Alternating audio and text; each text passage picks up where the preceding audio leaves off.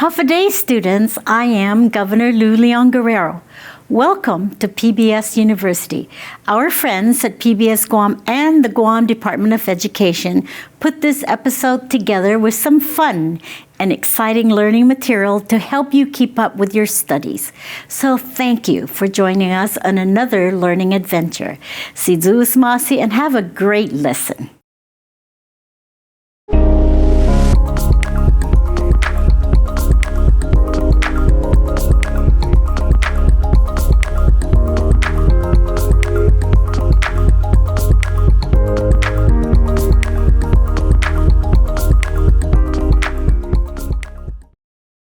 Håfa Day, and welcome to this series about archaeology and ancient sites of the Mariana Islands. These episodes introduce the most current facts and findings from archaeological sites toward clarifying what we know versus what we do not know about how people lived in the islands throughout the last thousands of years.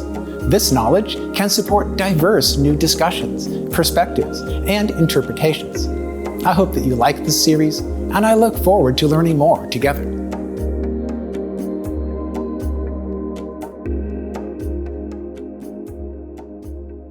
Ancient artifacts can reveal the tools that people used and the scope of work that they performed, as well as some aspects about how people organized their labor in total for a household, for a community, or for another scale of living. Archaeologist James Bayman looked into these issues at a traditional Latte household area of Guam dated to the 1600s. Håfa Day to everyone. It's really an honor and a pleasure to present and share with you information that we have been able to obtain, we think, through the archaeological record. This particular project, interestingly enough, produced ideas that we did not go into the research having in our minds already. Oftentimes, the archaeologist will kind of have an idea of what they expect to find or what they would hope to find. And in this particular case, we didn't really have any firm ideas. And that was actually quite interesting because it meant that what we found was not really biased by pre-existing ideas. I'm sure this is a very familiar image. This particular image, as you know, was made in the early 19th century by a man that interviewed people and talked about traditional ways of living. I did want to point out one aspect of this particular image is this individual here, I think a female, evidently cooking on top of a fire next to the Latte structure where she and her household are living. We went into the excavation and then did more detailed kind of research into documentary accounts, oral traditions where they were available, and things like that. We came up with kind of a list of different activities that conventionally, but not always, tended to be undertaken by females or women, more appropriately, I suppose, in this case. And among the things that we learned, and that all of you would know already, is, weaving or thatching of pandanus leaves and other plant fibers is typically done by women. Shellfish gathering as well. In looking at Spanish accounts and what people had told us, it sounds like cooking is also typically an activity of women during the early Spanish period and perhaps even before. And then the making and the using of pottery. This particular project was focused on excavating two adjacent Latte buildings. And it was interesting to us to see what we discovered. That's why I'm reviewing kind of the activities that women and men did differently, and in some cases collectively. But it looks like, generally speaking, is the making and using of watercraft like canoes and proas, typically an activity of men, as well as deep sea fishing, warfare, and trade, perhaps between villages on one island and also between the different islands. We came up with this division of labor, if you want to think of it that way, where we summarized very simply the activities typically undertaken by women and the activities typically undertaken by men. We kind of had this baseline background information as we went into the excavations. Anyone living and working in the Marianas is well aware of the Latte. The specifics of the activities that took place at Latte, we think, are not contested. I think there's some conventional ideas about what took place at the Latte buildings.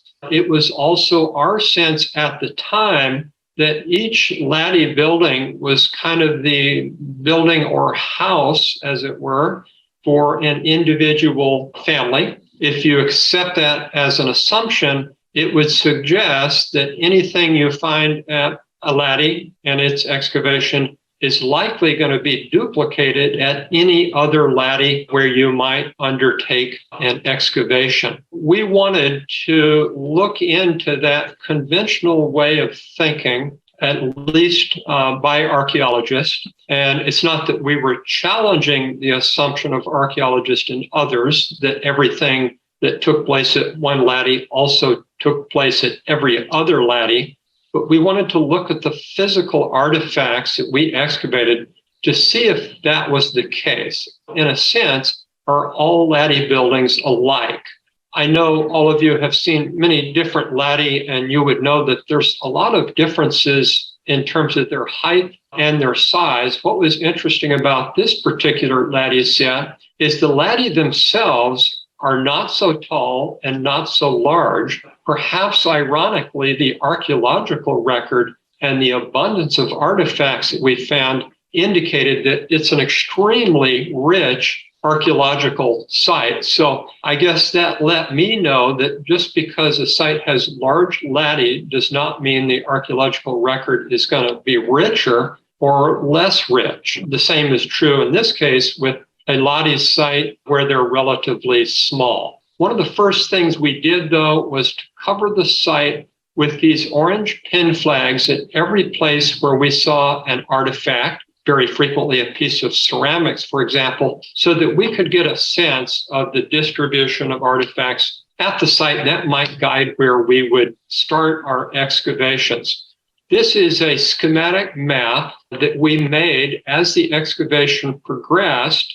And you can see that there are essentially two different checkerboards. One is a grid at Latte set number 1 on the left. The other is Latte set number 2 on the right. You can see the haligi here shown in dark black. I know it looks asymmetrical, but there was a fairly sizable tree there, and we did not want to destabilize that tree because the roots in it would have disturbed the site. So that's why you have a little bit of asymmetry there. But I did want to point out that most of these squares in these two grid checkerboards that you see were on what we thought of as kind of the back patio of each of the Latte buildings.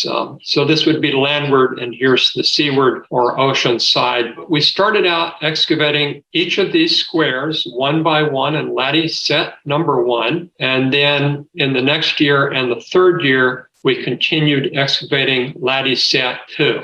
Students here using their trowels and digging very carefully, putting the sediments in these buckets here so that the soil could be sieved and the artifacts, even very small ones, would be recovered and not lost. So I'll just show you this one picture of what one of the Latte sets looked like.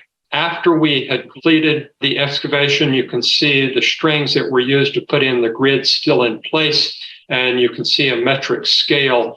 It was interesting, as we excavated both Latte sets, we were excited and I guess surprised to find that there were Spanish ship nails in both Latte sets, and there were beads. And in one case, at Latte set number 2, there was this bead here that was later identified to be from Venice and said to date to the 1600s. With this evidence and other evidence, we concluded that these two Latte sets were occupied after Spanish contact, but before the reducción, or perhaps right up to the moment of the reducción, when the village of Retidium was forcibly abandoned. We also found these two porcelain artifacts in the Latte. They were also dated by porcelain experts to date to the 1600s. So it's sometime before the Reduction in 1668, and obviously sometime after Magellan in 1521. After we did the excavation, we systematically looked at the abundance of the different artifact categories one by one and compared them between Latte set 1, always shown on the left, and Latte set 2, always shown on the right. So I'll show you a series of these bar charts or histograms. It was interesting to see that Latte set number 1 had quite a bit more ceramics than Latte set number 2. Typically, ceramics in societies like this, including the Marianas, were made and used by women. We also had the opportunity, because there were residues adhering to the ceramics from Latte set number 1, but not number 2, we had the opportunity to extract microfossils. The analysis provided clear signatures that breadfruit, sweet potato, and yams had been cooked and perhaps stored in those ceramic vessels at Latte set number 1. We were pleased to find out that the presence of sweet potato, which is believed to be a Spanish introduction in this part of the Pacific, added to the information from the porcelain and the Spanish nails. So we were increasingly confident that this particular Latte set and its neighbor number 2 were occupied during the Spanish period. We looked at something as simple as charcoal and how it differed between the two Latte buildings. I mentioned that Latte set number 1 had more ceramics than Latte set 2. It also had more charcoal. We started to feel like, with the evidence we saw of campfires and cooking features there, that it looks like women were also preparing food at Latte set number 1. Then we moved on to shell, and I will not linger on this very much. I'm just going to mention, that shell can be evidence of food as well as raw material used to make things like fish hooks. So it was interesting to look at the abundance of shell, far greater at Latte set number 1, that also had an abundant amount of pottery and charcoal. So far, it looks like Latte set number 1 had things that, generally speaking, signal the involvement of women. There was also the abundance of chipped stone. In some parts of the archaeological record and in some time periods, chipped stone is often used by males, perhaps more commonly in some instances than women. But in this particular case, we think the abundance of chipped stone related to the processing of plant fibers for making things out of thatch and perhaps cordage and other activities. Based on that first set of activities that I showed you in terms of the artifacts recovered, we concluded and hypothesized that Latte set number 1 appears to be a place where the activities of women were practiced, such as making and using ceramic vessels for cooking, probably in some cases by boiling. We also found an abundance of charcoal. And then the abundance of stone tools, we think, were probably related to making mats, perhaps sandals, and other things that are best made using plant fibers. We then moved on to other artifact categories. These are just beautiful examples. There were so many. These are just a few. Again, I wanted to remind you, this was just an incredibly rich archaeological site, in spite of the fact that the size and the height of Latte were relatively small at both Latte sets. So these are just images of classic Tridacna shell adzes. What was interesting is those shell adzes that we think were used for carving wood, perhaps to make proa and other watercraft and other woodworking activities, such as constructing the houses that were on top of the Latte pillars. We suspect those were made by men, or made and used by men, typically more frequently than women. That is corroborated by the pattern we see here at Latte set number 2. We also looked at fish hook manufacture and fish hook use. So this image on the left shows you examples like this one of a completed fish hook, as well as other fish hooks that were partially made, and then the debris or the debitage and the byproducts of making fish hooks. What was also interesting is we recovered this fish hook here made out of a piece of bent metal. Knowing that this was a Spanish contact period site occupied shortly before the Reducción, we were not entirely surprised to find this. What was interesting, though, is when we did the math and the metrics, we discovered that fish hooks and the byproducts of making fish hooks were overwhelmingly more heavily represented at Latte set number 2, very different from Latte set number 1. And then bone tools. In some cases, they're penetrated here so that they can function as some sort of needle-like device, perhaps for doing a number of different activities, including but not restricted to making and repairing nets for fishing. We were intrigued to see that the abundance of those tools was much greater at Latte set number 2, where based on this evidence and other kinds of evidence was increasingly looking like a Latte building where the activities of men or males was undertaken, in contrast to Latte set number 1, where we think there were activities from an archaeological standpoint signaling that of women.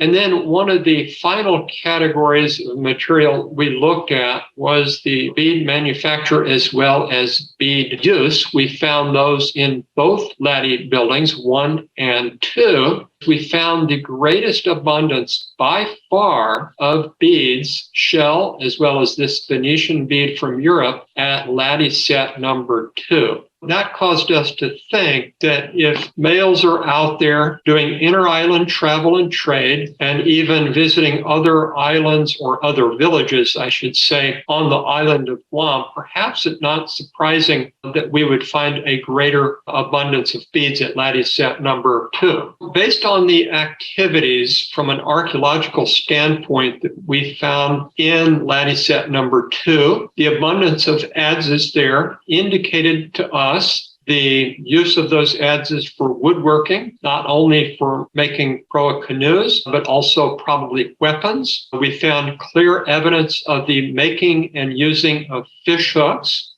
Maybe that's not surprising because we see evidence of that tool that's used to make watercraft. And then we found an abundance of the awls or the needles that we hypothesize anyway were used to make nets for fishing. Net fishing evidently is an activity oftentimes practiced by men and women and sometimes children even together. I wanted to point out that in no instance was any artifact category completely absent from any of the Latte buildings. Activities that we assumed were conducted by women were also expressed to some degree in the artifacts at the other Latte, i.e. number 2, where we think activities were conducted by men, and vice versa. So we were intrigued by a statement that we discovered on the Guampedia website. We were intrigued by this word here that he has translated to indicate someone that is proficient or skilled in the activities of someone of the opposite gender. We don't know if that was happening, but we do know that we found bone awls at both Latte, even though they tended to be concentrated at Latte 2. We also found ceramics and other artifacts we think were used heavily by women at Latte set number 2. We don't present any of our conclusions as final answers, but we do think of it as food for thought. From the same excavation, graduate student Rico Roldan examined the details of the shellfish remains. Adai, my name is Rico. My presentation is on mollusk foraging and gendered labor during the Spanish contact period in Guam and the Marianas. The purpose of the study is to determine how the mollusks relate to the ascribed gender roles described in oral traditions and contact period documentary about Chamorro society. Based on the stratigraphy of the sites, we assume that the Latte houses were used shortly before La Reducción in the 1600s. And the strengths of this particular study that I'm working on is that it features a fixed time period. If you look at any of the other previous articles written about shellfish or food, they usually do it in a longue durée over a period of time. And this particular study is asynchronous, and it goes along with what Dr. Bayman was talking about earlier. And it hopes to add another dimension of previous works and to draw further interpretation of household economy in the marine assemblage. The research questions that I posed for my study is, what are the spatial distributions of the shell midden within the multi-building household? The site is considered two parts of the same household. Latte site 1 is marked as female, and Latte site 2 is marked as men. And the second question I wanted to pose was, does the distribution of marine shell illuminate the gendered labor hypothesis? So my methodology for my particular project, as you can see that there are 32 excavation units. So I did a checkerboard sample of 8 of those units. We wanted to sort the shells into groups based on family, genus, species. Obviously, the more specific, the better. But due to fragmentation and degradation, it was impossible to identify all the pieces at the time. I wanted to record the aggregate weight and NIST count of each grouping. You usually try to define what the minimum number of individuals are, or MMI, and the NIST count, which is the number of identifiable specimens. It helps us understand the spread of the site. And I did not get a chance to do the MMI, like I said, because most of them are fragmented and I didn't have the time to actually go through all of it. I also removed land snails from my data analysis because I wanted to focus on the marine shell. And then lastly, I want to identify patterns in the spread. So this slide is particular. It's a representative sample of what I came across. As you can tell, I was able to identify the majority of them. In the top left corner, you can see strombus, or by its traditional name, dogas, typically boiled in coconut milk, and they ate the meat on the inside. There was a large presence of conus, which you can see in the top center, some turbo shells in the top right. There's also some cowrie shells in the bottom middle, and then you can see some bivalves in the bottom right corner. This is kind of typical of what the midden looked like that I came across per sample. So this is representative of Latte site 1. I basically summarized the 4 units that were taken from this particular site and added up all the totals. So this is the aggregate sum.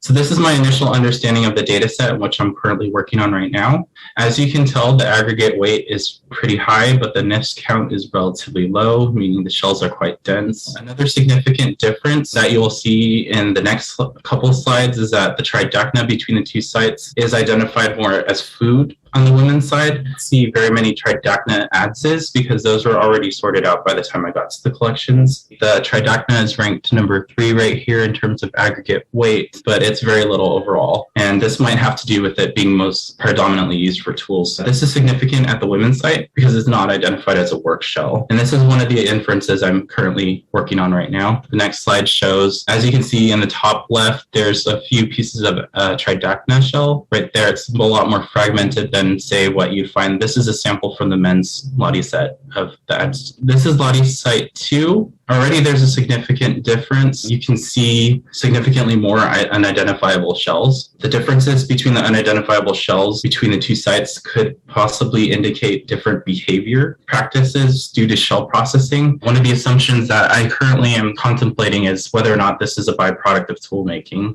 We can tell that there's a significant difference between turbo. At the women's site, we can see that the aggregate weight's about 500, whereas the men's site is just over 200. I'm still in the process of determining if it was food or not. And this can tell us that they're not necessarily pulling from different sources because they're so close together, and they're specifically choosing the women's site to consume more turbo, which is some interesting implications as far as gender differences in behavior. So this is an intact turbo shell that I found in the women's site versus the fragments I found in the men's site. Current research direction right now, what I'm currently wondering is which mollusks were used for food and how are they prepared. I would actually do a little bit more research into the labor, like where were they harvested from, and then I had some statistical questions about the summary of the sites. I'd actually like to thank the following: to Dr. Carson, both Drs. Kurashina, Dr. Bayman, and for their guidance and access to Mark.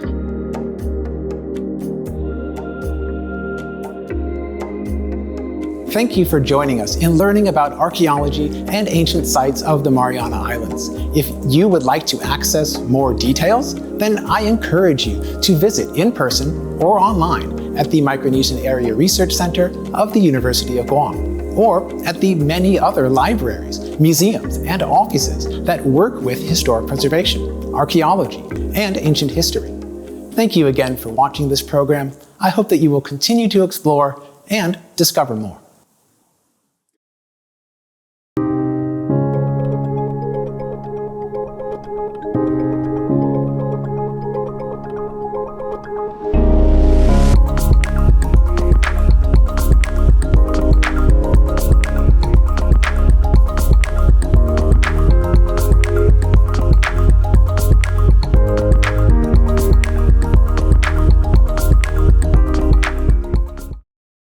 I'm Josh Tenorio, your Lieutenant Governor. Thank you for being with us today and for taking the time to continue your learning with PBS University. I also want to thank your teachers and support staff at DOE and PBS Guam for their work and their commitment to you, our students. Si Dus Ma'asi, and we hope that you enjoy this PBS University instruction.